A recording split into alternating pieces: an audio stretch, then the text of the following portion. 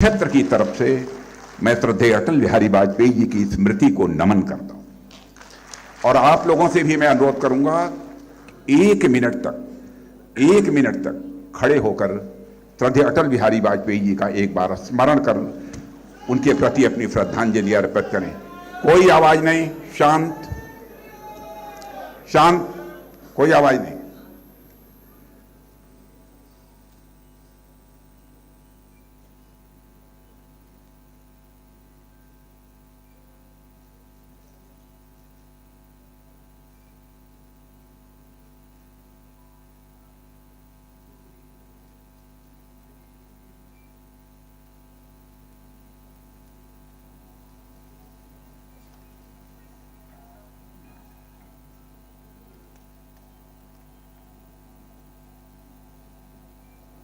बैठ जाइए।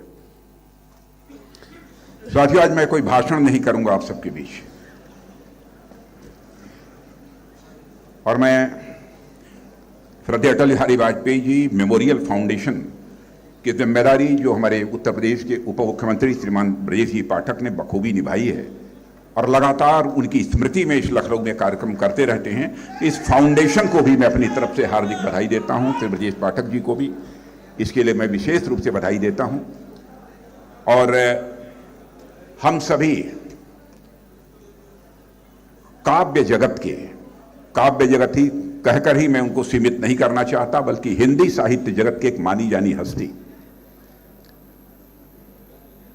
एक युवा जिसने भारत में ही नहीं बल्कि दुनिया के दूसरे देशों में जहां पर भारतवासी रहते हैं जाकर अपनी काव्य प्रतिभा के नाम से काव्य प्रतिभा से सभी को मंत्रमुग्ध करने में कामयाबी हासिल की है। ऐसे कुमार विश्वास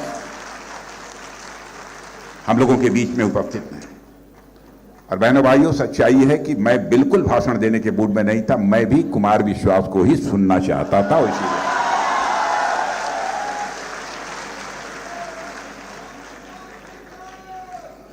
और मैं कुमार विश्वास जी को मैं विशेष रूप से धन्यवाद देना चाहता हूं, क्योंकि हमारा संसदीय निर्वाचन क्षेत्र है। पिछले कई वर्षों से लगातार अटल जी का जब ये जन्म दिवस जब आता है, उस समय जो भी लखनऊ में कार्यक्रम होते हैं तो उसमें वो आते हैं, फाउंडेशन की तरफ से आमंत्रित किया जाता है और यहां पर अपनी प्रतिभा के माध्यम से अटल जी के प्रति वह श्रद्धांजलि अर्पित करते हैं।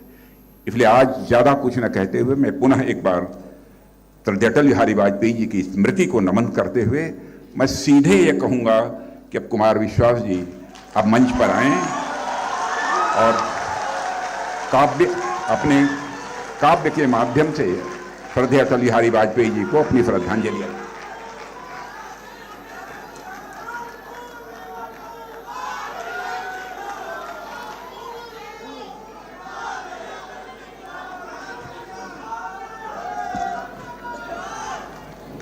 भारत रत्न स्मृति शेष कविकुल शिरोमणि, बैठो। वो वामपंथ की तरफ बचपन से ही नहीं है। आदरणीय अटल जी की स्मृति में आयोजित इस समारोह में मंच पर उपस्थित और आदरणीय अटल जी की अजातशत्रु छवि के वास्तविक और संसदीय उत्तराधिकारी, देश के यशस्वी रक्षा मंत्री आदरणीय राजनाथ सिंह जी,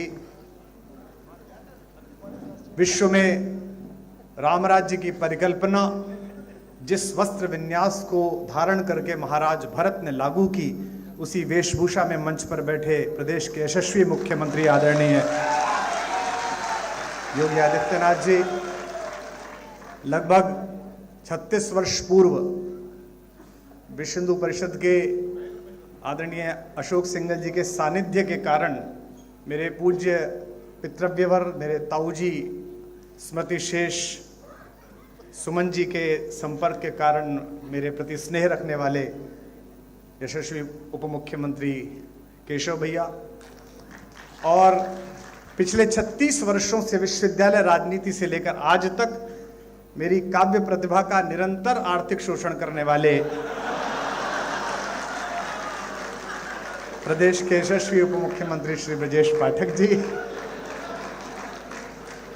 हमारे पश्चिमी उत्तर प्रदेश के एक सितारे और भारतीय जनता पार्टी का प्रदेश नेतृत्व संभालने वाले भूपेंद्र भैया और तमाम मंच पर बैठे हुए आदरणीय महेंद्र जी, सभी महत्वपूर्ण लोग बैठे। इस कार्यक्रम में मैं वर्ष में एक बार आदरणीय रक्षा मंत्री जी आता हूँ, लखनऊ एक ही बार आता हूँ और वो भी फ्री में, तो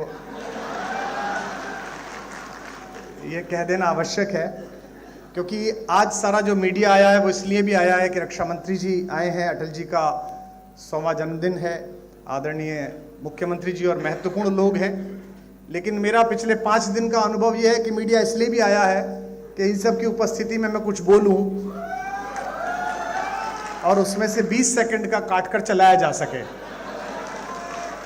तो मैं आशा करता हूं कि कैमरा के जितने भी लोग हैं हम उन्हें पर्याप्त अवसर देंगे, प्रदान करेंगे।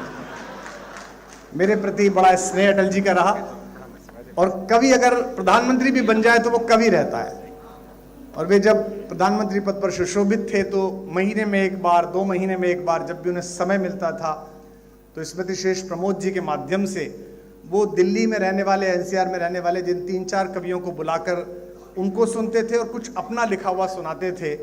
उनमें सबसे कम वय का और बिल्कुल अल्पज्ञ बालक के रूप में उनका स्नेह मुझे मिला। ये मेरा सौभाग्य है। जैसा कि आदरणीय दिनेश जी ने उल्लेख किया था, यह भी सौभाग्य है कि जिन महनीय विभूतियों को पूरे भारत में लाखों लाख लोग प्रतीक्षा करके सुनते हैं, उन महनीय विभूतियों ने मुझे समय दिया कि मैं यहाँ अपनी बात कह सकूं। एक कवि की काव्य पाठ है, एकल काव्य पाठ है। यह भी कारण हो सकता है कि बाकियों ने पैसे मांग लिए हों, लेकिन मैं इसे अपना सौभाग्य मानता हूँ। आदरणीय मुख्यमंत्री जी से अनुरोध करता हूँ कि उन्होंने शासन व्यवस्था बहुत अच्छी की, कानून व्यवस्था बहुत अच्छी की, उप मुख्यमंत्री की वित्तीय हालत को भी वे थोड़ा सुधारें। तो केवल काव्य पर पलने वाले इस गरीब ब्राह्मण का भी भला हो सके। लेकिन मुझे लगता है कि जिस दिन ब्रजेश जी देना शुरू कर देंगे उस दिन ये बातचीत का क्रम बंद हो जाएगा। शायद इसीलिए उन्होंने संकल्प कर रखा है कि उन्हें देना ही नहीं है। मैं कुछ एक पंक्तियां पढ़ता हूं। जब कभी हम अटल जी के बारे में बात करते हैं या किसी भी सफल व्यक्ति के बारे में बात करते हैं तो हमें लगता है कि यह सफलता एक दिन में प्राप्त हो गई होगी। ये सफलता एक दिन में प्राप्त नहीं होती, वर्षों लगते हैं, संघर्ष लगता है और समूह और सामने बैठे हुए लोग अक्सर सफलता के सितारे देखते हैं, असफलता का एकात्म रुदन कोई नहीं देखता। उस एकात्म रुदन से जब सफलता निकलती है तो उसे चकाचौंध भाव से पूरा विश्व देखता है, पूरा प्रदेश देखता है, पूरा भारत देखता है। अटल जी भी उसी सफलता के मानक पर चढ़े और मंच पर जो लोग बैठे उन्होंने भी यही सफलता प्राप्त की। इस कार्यक्रम में एक अनुभव मुझे बार बार ऐसा भी होता है, जब भी भाषण होते हैं, विशेष रूप से भूपेंद्र जी का जब भाषण होता है तो मुझे लगता ही नहीं कि एक कवि सम्मेलन है। मुझे लगता है थोड़ी देर बाद भूपेंद्र जी सदस्यता की पर्ची लेके मेरे पास भी आ जाएंगे। और अरे सो आज बड़ी कृपा की उन्होंने कि आज उन्होंने विस्तार की सारी भूमिकाएं नहीं बताई, उसके लिए मैं उनका आभारी हूं।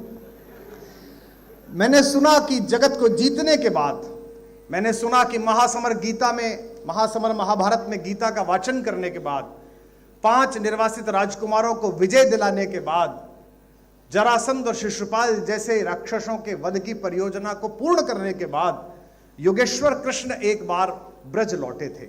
उस भावभूमि पर मैं एक गीत विशेष रूप से सुनाता हूं क्योंकि मंच पर वे सभी लोग बैठे हैं जिन्होंने अपने अपने जीवन के महासमर में कृष्ण की भूमिका निभाई है। यहां बहुत सारे लोग ऐसे हैं जिनके जीवन में और रस था, लेकिन लोक मंगल के इन्होंने रस का त्याग किया। जब कभी गुजरात जाता हूं तो मैं गुजरात के लोगों से शिकायत जरूर करता हूं कि आपसे यह शिकायत है कि हमने हंसता, गाता, गुनगुनाता, बांसुरी बजाता हुआ कन्हैया आपको सौंपा था, आपने उसे द्वारिकाधीश तो बनाया पर उसकी बांसुरी भी छीन ली और उसकी राधा भी छीन ली। ये पहली परियोजना है। सुनते हैं कि कृष्ण ब्रज लौटे और यह खबर उनके वियोग में आंख खो चुकी राधा जी को प्राप्त हुई। किसी ने कहा इस बार तीज के मेले में कन्हैया आने वाला है। तब तक राधा अपने नेत्रों की ज्योति लगभग खो चुकी थी। इसकी प्रारंभिक 2-3 टिप्पणियों पर आपका नाद मेरी भूमिका तैयार कर देगा। तो किसी ने कहा कृष्ण आने वाले हैं, राधा चुप रही। उसके बाद वो समय भी आया जिस दिन कृष्ण आने वाले थे। आज मुख्यमंत्री जी आते, रक्षा मंत्री जी आते तो बाहर तक पता चल जाती है कि एक विशिष्ट अतिथि आए हैं। वो तो सम्राटों के सम्राट थे, पूरे मेले को पता चल गई, गोकुल को पता चल गई कि कन्हैया आ गए हैं। कोई दौड़ती हुई सखी राधा की कुटिया पर गई और कहा, राधा कृष्ण आ गया है। राधा चुप रही। फिर राधा की कुटिया का पता ढूंढते हुए स्वयं योगेश्वर कृष्ण वहां तक पहुंचने को उद्यत हुए। आधे रास्ते में फिर एक सखी भागी गई और कहा, राधिका तेरा कन्हैया आ गया है। राधिका फिर भी चुप रही। जब कुटिया के द्वार पर अश्रुपूरित नेत्रों से कृष्ण खड़े हुए और उन्होंने म्लान राधा को दीप्ति वाले चेहरे के साथ देखा, तो राधा की सबसे प्रिय सखी विशाखा ने राधा के कान में कहा, बावरी, जिसके लिए रो रो कर आंखें खोदी वो कन्हैया आ गया है। राधा ने जो उत्तर दिया वो मेरे गीत की भूमिका है। आपकी ध्वनि बताएगी कि आपको भूमिका कैसी लगी। कहा कि कन्हैया आ गया है। राधा ने कहा, जगत भर आया है, जब बाह भर आ जाएगा तो मान लो कि क्या आ गया है। ये सभी सफल लोग अपने शयन कक्षों तक जगत भर पहुंचते हैं, बाह भर नहीं पहुंचते। जमाने भर की चिंताएं रहती हैं। हम सब जो लोग अंतरंगता के व्रत में आते हैं, हम सब जानते हैं कि देश की रक्षा सीमाओं की सुरक्षा के लिए दिन रात उद्यत रक्षा मंत्री जी किस मानसिकता में पिछले 1 वर्ष से काम कर रहे हैं, हम सब जानते हैं। परिवार के सदस्य होने के कारण जानते हैं। लेकिन उनकी दृढ़ता में, उनकी चाल में, उनके संकल्प में, उनकी वाणी में जरा कंपन आप अनुभव नहीं कर सकते। किसी ने कहा कि तेरे पास तक आ गया है। अब थोड़ा और गंभीर हो जाइए, अच्छा सुनना है आप। पहुंचकर कृष्ण ने कहा, राधिका मैं तेरा कन्हैया। राधा ने सिर पर हाथ फिराया और कहा, इस पंक्ति को आप पकड़ लेंगे तो मैं जान जाऊंगा। कहा, कृष्ण की प्रेमिका की कुटिया में तुम्हारा स्वागत है द्वारिकाधीश। कृष्ण ने कहा, कैसी बात करती है, मैं तेरा कन्हैया, द्वारिकाधीश क्यों कहती है? थोड़ा और जागे पीछे के लोग। राधा ने कहा, हाँ द्वारिकाधीश, मैंने भी यही सोचा कि मेरा कान्हा आ गया है। मैंने आपके सिर पर हाथ फिराया तो ये सोचा कि मोर पंखों से मेरी उंगलियां छुएंगी, लेकिन सम्राट के मुकुट में निकली हुई किरचों से मेरी हथेलियां कट गई हैं। द्वारिकाधीश तुम्हारा स्वागत। कृष्ण ने राधा का हाथ पकड़ा और अपने हृदय पर रखा और कहा, अनुभव कर इस हृदय की गति को। मैं तेरे लिए गीत गोविंद गाने वाला तेरा कृष्ण। झटके से हाथ छुड़ाकर राधा ने जो कहा, फिर और हाथ खुलेंगे शायद आपके तालियों में। राधा ने कहा, हाँ द्वारिकाधीश, मैंने आपके हृदय पर हाथ यही सोचकर लगाया था कि वन फूलों की मालाएं मेरे हथेली से लगेंगी, लेकिन आपके गले में पड़ी हुई मणियों ने मेरी हथेलियों पर किरच डाल दी हैं। आपका स्वागत है द्वारिकाधीश। आखिरी टिप्पणी और गीत आ रहा है, इसे स्वीकार करिएगा। गीत की अगवानी में अपने हाथ उठाइए। हाथ पकड़कर कहा, इस हाथ को अनुभव कर, इसी से मैंने मुरली बजाई। हाथ छुटाकर राधा ने कहा, हाँ द्वारिकाधीश, मैंने आपका हाथ यही सोचकर थामा था कि इसमें मुरली का स्पर्श होगा, लेकिन शिशुपालों की गर्दन उड़ा देने वाले चक्र को धारण करते करते आपकी उंगलियों में गड्ढे पड़ गए हैं। आओ द्वारिकाधीश तुम्हारा स्वागत। कृष्ण ने कहा कि मेरे लिए क्या है, मैं तेरे लिए गीत गाना चाहता हूं। राधा ने कहा कि नहीं, अब जाओ दुनिया को गीता सुनाओ, महासमर में लोगों को विजेता दिलाओ। मैं जिस प्रेम में थी उसमें आनंद में हूं। बस आखिरी बात कह रहा हूं, फिर गीत सुना रहा हूं। कृष्ण बनने की पहली शर्त यह है कि हम सबको अपना गोकुल, अपनी राधाएं, अपनी बांसुरियां छोड़कर आनी पड़ती हैं। पहली बार ये गीत शायद हिंदी में या किसी भाषा में हुआ है। कुछ लोग रो रहे हैं, जिनकी आंखों में आंसू हैं। लोग मुझसे अक्सर पूछते हैं कि आपको सरकारी सम्मान नहीं मिले। पिछली सरकारें तो दे भी नहीं सकती थी, उनकी तो भारतीय यश की दूसरों के लिए ही थी। लेकिन मैं ये मानता हूं कि इतने महनीय श्रोता सुने और इतने महनीय श्रोता रो पड़े, ये किसी भी बड़े सम्मान से कम बात नहीं है। इसके लिए आभार करते हैं। सुनिएगा, गीत सुनाता हूं कि कृष्ण क्या कह रहे हैं। आप सब भी गुनगुनाइए और गाइए। मंच का विशेष आशीर्वाद स्नेह चाहता हूं, सुनिएगा। कृष्ण ने राधा से कहा कि मथुरा छूटी छूटी द्वारिका। बस थोड़ा आनंद के साथ सुनिएगा। मैं जानता हूं कि कुछ उत्साही आप सब लोग भी हैं, लेकिन इस समय महफिल कैसी है, सामने लोग कौन है? महफिल का शहसवार फकत नाखुदा नहीं, महफिल में बैठने का सलीका भी चाहिए। तो मथुरा छूटी, आप सब जानते हैं कि जब खुले मैदान में कोई अखाड़ा होता है तो मेरी भाषा क्या होती है। लेकिन यहाँ वे लोग बैठे हैं जो मानक लोग हैं, जिनका मैं बहुत आदर करता हूं और जिनका मेरे प्रति अहेतुक स्नेह है।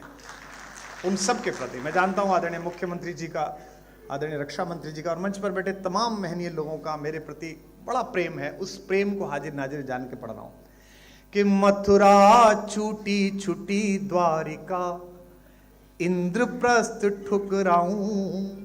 वह कर सकते हैं, वही पेमेंट है आज आप सब भी।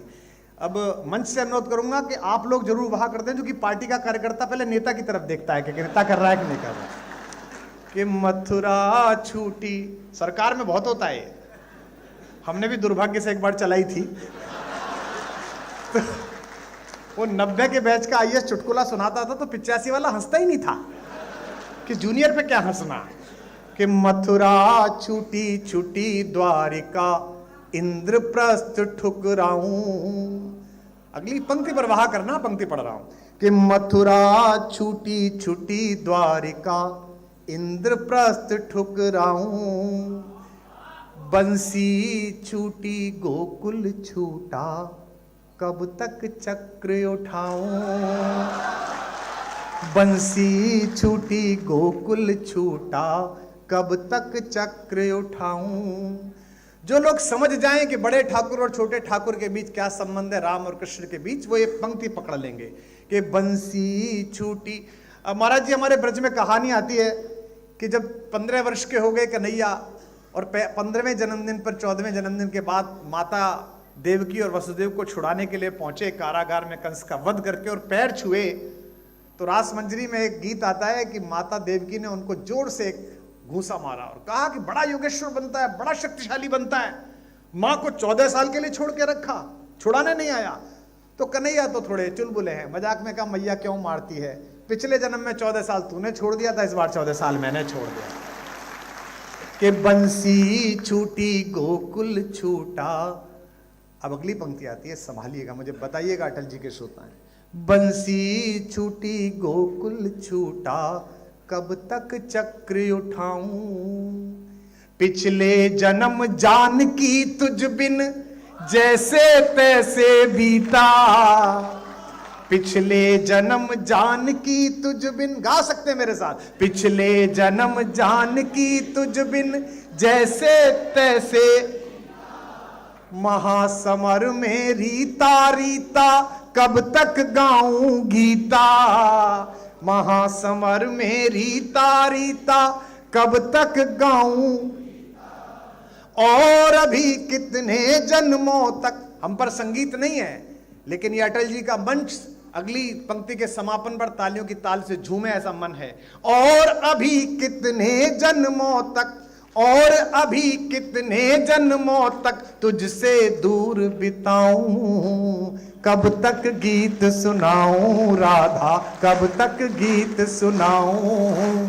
कब तक गीत सुनाऊं राधा, कब तक, गाइए, कब तक गीत सुनाऊं राधा। पहला बंद सुनिएगा कि बचपन से प्रभुता का बोझा ढोते कटी जवानी।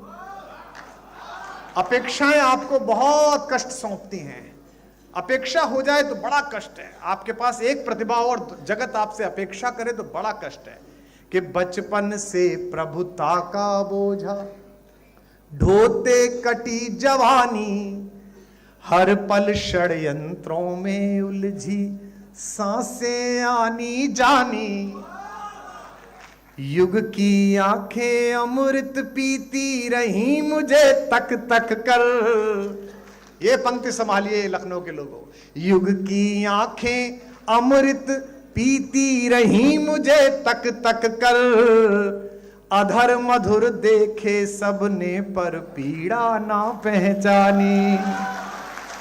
अधर मधुर देखे सबने पर पीड़ा ना पहचानी। ये बड़े बड़े घर, ये बड़े बड़े नेम प्लेट और इनके पीछे का अकेलापन मंच अनुभव करता है। मैं किसी का संकेत नहीं कर रहा, आप समझ जाएंगे। अधर मधुर देखे सबने पर पीड़ा ना पहचानी।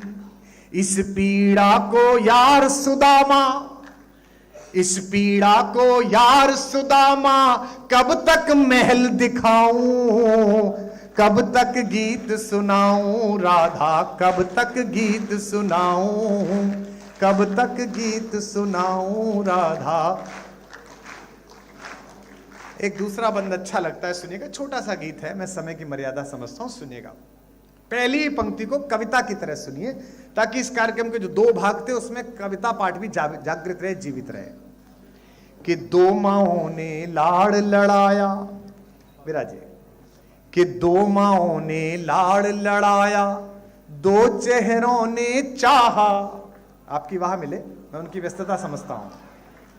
कि 2 माओं ने लाड़ लड़ाया, 2 चेहरों ने चाहा, फिर भी भरी द्वारिका में मैं खुद को लगा पराया, फिर भी भरी द्वारिका में मैं खुद को लगा। हर कार्यक्रम में आप जाइएगा तो आपको शॉल पहनाया जाता है, आज तो वही था सिर्फ। तो अक्सर लोग कहते हैं कि ये जो आपको कपड़ा पहना रहे हैं, महाराज जी जब आए थे तो उनको भी यही वाला शॉल हमने पहनाया था, इसी सिल्क का। प्रधानमंत्री जी आए तो अक्सर उनको पहनाया था। साल भर होते होते हम सबके घरों पर इतने सारे शॉल इकट्ठे हो जाते हैं, जिन्हें हम हरिद्वार में रात्रि के समय अपने जन्मदिन पर सोते हुए साधुओं, नगर में विश्राम कर रहे आश्रयहीन लोगों को उड़ा के आते हैं। अक्सर हर साल ये करते हैं। लेकिन इस एक क्रिया को मैं कविता में बांध रहा हूं कि कृष्ण का अकेलापन क्या है। मुझे अभी भी आपसे और अपेक्षा है रस की, निवेदन करता हूं कि 2 माओं ने लाड़ लड़ाया, 2 चेहरों ने चाहा, फिर भी भरी द्वारिका में मैं खुद को लगा पराया। मेरा क्या अपराध कि मेरा गांव गली घर छूटा। मैं जानता हूं कि एक सन्यासी स्वयं नदी के तीर पर खड़े होकर अपना पिंडदान करता है, लेकिन कितना भी संन्यास्त हो जाए, देवभूमि उत्तराखंड के उन गांवों की महक तो महाराज जी आपके हृदय तक आती होगी, जो आपने संकल्पों के कारण, जिस एक रसमय संबंध को आपने इसलिए छोड़ा कि आप एक संकल्प जी रहे हैं। और यही कारण है कि हमारे पास पिछले इतने वर्षों से किस्से नहीं हैं मुख्यमंत्री के भाइयों के, भतीजों के, भांजों के, चाचाओं के और ताऊओं के। 2 माओं ने लाड़ लड़ाया, 2 चेहरों ने चाहा। पंक्ति आ रही है, संभालिएगा। फिर भी भरी द्वारिका में मैं खुद को लगा पराया। मेरा क्या अपराध कि मेरा गांव गली घर छूटा। एक एक व्यक्ति की शिरकत हो अगली लाइन में, सबकी तालियां उठें। मेरा क्या अपराध कि मेरा गांव गली घर छूटा। आंचल से बिछड़े को जग ने पीतांबर पहनाया। आंचल से बिछड़े को जग ने पीतांबर पहनाया। जग चाहे जाते जाते भी अंतिम सांस तक लोक मंगल के लिए काम करना, यह कृष्ण संवाद है। जाते जाते भी, आखिरी समय में भी वो क्या कर रहे थे, मैं पंक्ति पढ़ रहा हूं, फिर तालियों की ताल देना।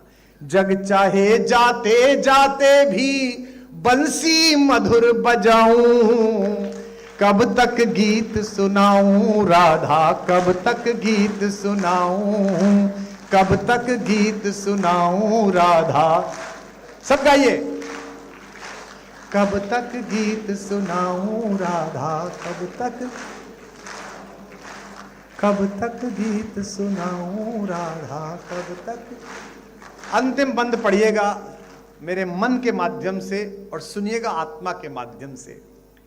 ये मैं किसी को समर्पित नहीं करता, लेकिन सोशल मीडिया का जमाना है।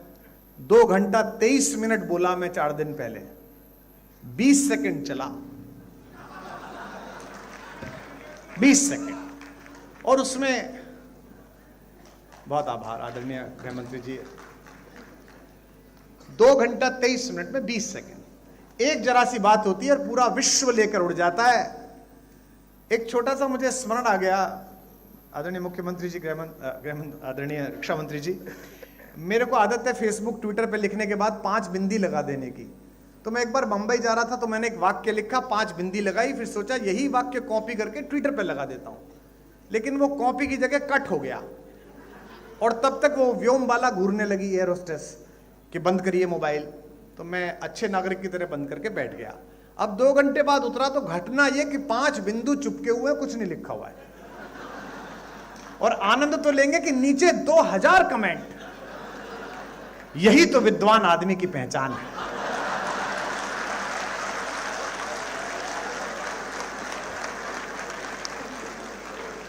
पंच तत्वों को क्या सुंदर तरीके से बताया। एक कह रहा था कि नहीं, आजकल कुमार जी आध्यात्मिक हो गए, केवी कुटीर में रहते हैं, तो ये 5 वृक्षों की चर्चा है। कुछ भी चलता है। आपसे एक अपराध अनायास हो या किसी के माध्यम से हो जाए, अपयश में रुचि लेने के लिए पूरा संसार उत्सुक है, लेकिन आपने जितना पुरुषार्थ किया है, आपने जितनी क्षमता और मेहनत की है, उसकी कृतज्ञता देने के लिए संसार बहुत कंजूस है। मैं अंतिम पंक्तियां और अंतिम बंद पढ़ता हूं, उन लोगों के सम्मुख पढ़ रहा हूं जिनको यश और अपयश दोनों का अभ्यास है, तब पढ़ रहा हूं कि कब तक गीत सुनाऊं राधा, कब तक गीत सुनाऊं। अब ये सुनिएगा, ये कृष्ण भी कह रहे हैं और दिल्ली राजधानी क्षेत्र से आया हुआ एक कवि भी कह रहा है, जो विभिन्न क्षेत्रों में टहल के आया है, कि जग भर के अपराध सदा ही अपने शीश उठाए।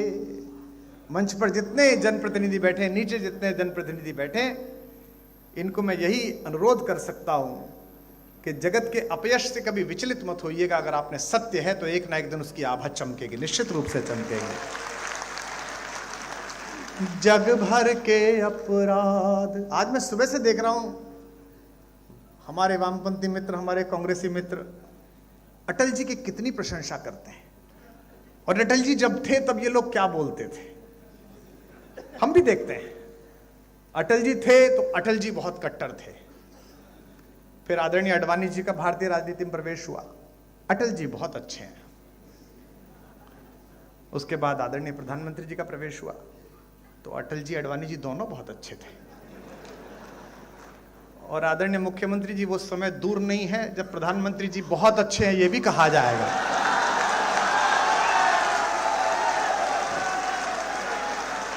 जग भर के अपराध सदा ही। कितना निर्मम जगत है, कितना निर्मम है भाई, और यह केवल भगवती कृपा से होता है, यह केवल माता सरस्वती की कृपा से होता है कि आप निष्कलंक कहीं से लौट आए। मैं अटल जी की कृपा मानता हूं, वे राजनीति में निष्कलंक अजात शत्रु रहे। मैं भी एक छोटा ओरिएंटेशन कोर्स करके अब बाहर आया। यह भगवती की कृपा थी कि मुझे देश के सर्वाधिक मेहनीय लोग बैठकर सुन रहे हैं, अन्यथा मैं भी दिल्ली में दारू के ठेके का हिसाब दे रहा होता। कहां है कि जग भर। भाई ऐसा है, केवल आप ही को नहीं सुनना, उनको भी तो खबर चाहिए कि जग भर के अपराध सदाई। सुनिएगा 4 पंक्ति आप जीवन भर न भूल पाएंगे आज की शाम, कि जग भर के अपराध सदा ही अपने शीश उठाए।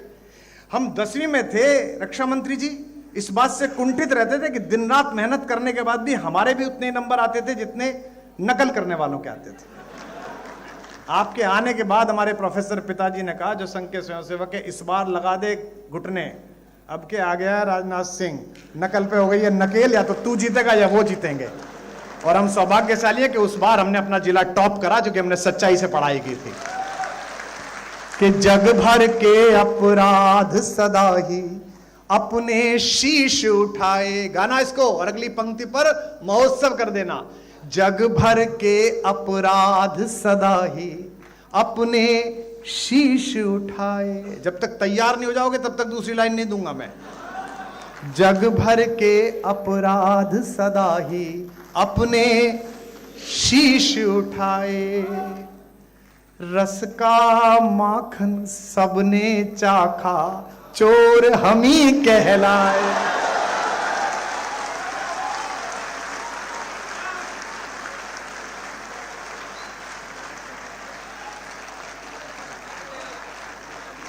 जग भर के अपराध सदा ही अपने शीश उठाए, रस का माखन सबने चाखा, चोर।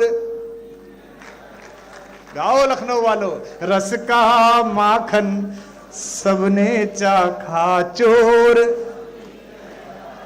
जग भर के अपराध सदा ही अपने शीश उठाए। 5 दिन राम पर बोलो, 3-3 घंटे अयोध्या जी में हाजिरी लगेगी। 3 पंजे 15 घंटे। 15 घंटे में नर पिशाचों को एक लाइन नहीं मिली, 20 सेकंड मिले, बस 20 सेकंड। और वो सारे आगे पल्ली पार से, पूरे भारत की समस्या एक तरफ, मैं एक तरफ। कुमार विश्वास ने ये कहा, कुमार विश्वास ने ये कहा। मुझे पता है कि आज के बाद भी अतिसार होने वाला है, कोई दिक्कत नहीं है। अरे भैया रहने दे तो बेटा, ये जिंदाबाद विंदाबाद दूसरों के लेकर मेरे 7 साल बर्बाद हुए इसमें। रस का माखन सबने चाखा, चोर हम ही कहलाए। और सुनिए अंतिम 2 पंक्तियां, फिर एक ध्रुव पंक्ति पढ़ के विराम लूंगा। इस पर भी 1 मिनट तक ताली बजेगी कि रस का माखन सबने चाखा, चोर हम ही कहलाए। दिल्ली से भी जोड़ना, दिल से भी जोड़ना और कृष्ण से भी जोड़ना। रस का माखन सबने चाखा, चोर हम ही कहलाए। युग के दुर्योधन के जब जब अहंकार को कुचला, युग के दुर्योधन के, कम हाथ खुले आपके कुछ लोगों के, अगली बार ध्यान रखना। युग के दुर्योधन के जब जब अहंकार को कुचला, दुनिया जीती, दुनिया जीती, गांधारी के शाप हम ही ने खाए। गाओ, युग के दुर्योधन के जब जब अहंकार को कुचला, दुनिया जीती, गांधारी के शाप। रस का माखन सबने चाखा, चोर।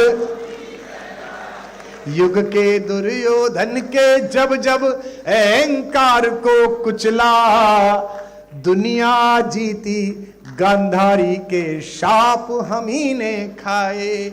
मूर्खतापूर्ण प्रश्नों पर ऊर्जा व्यर्थ नहीं करनी चाहिए, बहुत महत्व। हमको क्या कहते हैं, आप सब तो महनीय हैं। पिछली बार जब प्राण प्रतिष्ठा थी तो ज्यादा व्यस्तता हो गई, तो इधर से उधर जाने के लिए एक वो चार्टर कर लिया, उसकी फोटो लग गई, तो 15 दिन इसी पे पिले रहे भाई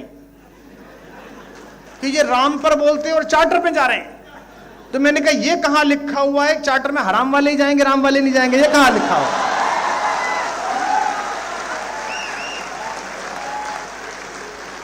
रस का माखन। अब छाती कूटो या माथा कूटो, भारत के सांस्कृतिक पुनर्जागरण का वर्ष तय हो गया है। अगले 100 वर्ष हिंदुस्तान को कोई नहीं रोक सकता।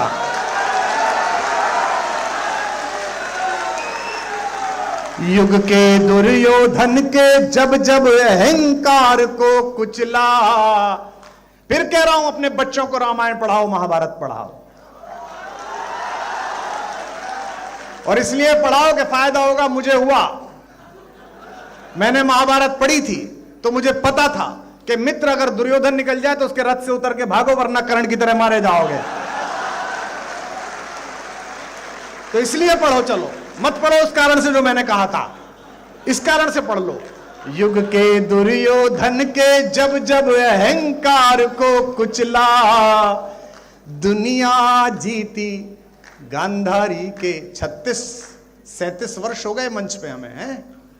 30 साल तुमने जो उपेक्षाएं की उसका कोई मायना नहीं। हम खुद ही लड़ते रहे, खुद ही भिड़ते रहे, अकेले बोलते रहे। आज थोड़ा सा बड़े लोगों का आशीर्वाद मिल गया, उनका स्नेह मिल गया, तो तुम्हें दर्द हो गया कि कवि इतना लोकप्रिय क्यों है। कवि लोकप्रिय नहीं है, विचार लोकप्रिय, जिसे कवि गा रहा है। युग के दुर्योधन के जब जब अहंकार को कुचला। विदा करना मुझे, मैं आपसे सवाल पूछ रहा हूं अगली लाइन में। दुनिया जीती गांधारी के शाप हम ही ने खाए। लखनऊ वालों, मुझको गले लगाओ। ये कृष्ण कह रहे हैं और मैं भी कह रहा हूं, मुझको गले लगाओ या बस मैं ही गले लगाऊं। कब तक गीत सुनाऊं राधा, कब तक गीत सुनाऊं, कब तक गीत सुनाऊं राधा, कब तक गीत सुनाऊं, कब तक गीत सुनाऊं राधा, कब तक गीत सुनाऊं। बोलो बाके बिहारी लाल की।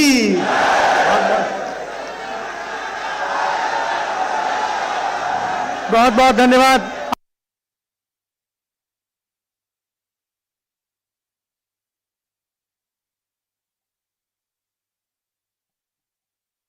वरिष्ठ कार्यकर्ता, उनको आने में थोड़ा विलंब हो गया। सुनील शुक्ला जी कृपया मंच पर आ जाएं। सुनील शुक्ला जी मंच पर आ जाएं, मंच पर आ जाएं। पार्टी के वरिष्ठ कार्यकर्ता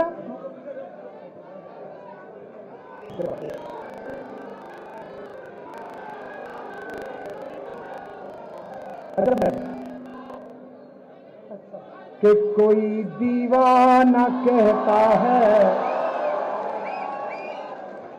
ये मैं सुनाना नहीं चाह रहा था, लेकिन आदरणीय मुख्यमंत्री जी और रक्षा मंत्री जी का आदेश है, इसलिए 4 लाइन सुना रहा हूं।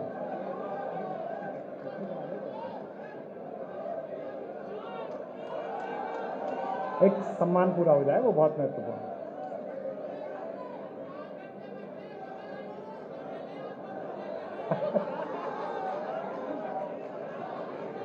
रुकिए सुनिए। अच्छा, एक बार तालियां बजा के बताइए। चलिए आप, बहुत आभार। मैं आदरणीय अतिथियों के समय की मर्यादा और उसकी सीमा समझता हूं। मुझे विशेष अनुग्रह पूर्वक 2 मुक्तक के लिए समय सीमा दी गई, तो मैं सुनाता हूं, सुनिएगा। कि मेरे जीने में मरने में तुम्हारा नाम आएगा, मैं सांसें रोक लूं फिर भी यही इल्जाम आएगा। हर एक धड़कन में जब तुम हो तो फिर अपराध क्या मेरा। उठाना अगली लाइन। हर एक धड़कन में जब तुम हो तो फिर अपराध क्या मेरा। अगर राधा पुकारेगी तो फिर घनश्याम आएगा। अच्छा, सब गाइए कि कोई दीवाना कह कोई, मगर धरती की दे तो बस मैं तुझसे दूर, तू मुझसे, ये तेरा। बोल सियावर रामचंद्र भगवान की।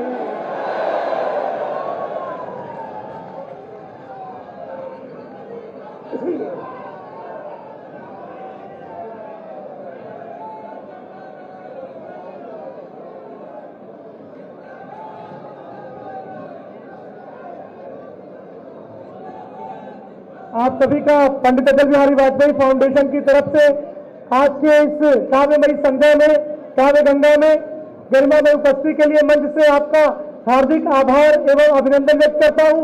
आभार व्यक्त करता हूं माननीय मुख्यमंत्री जी का, माननीय रक्षा मंत्री जी का, माननीय उप मुख्यमंत्री जी का, माननीय प्रदेश अध्यक्ष जी का, और आप सभी का बहुत बहुत धन्यवाद। जय भारत, जय श्री राम।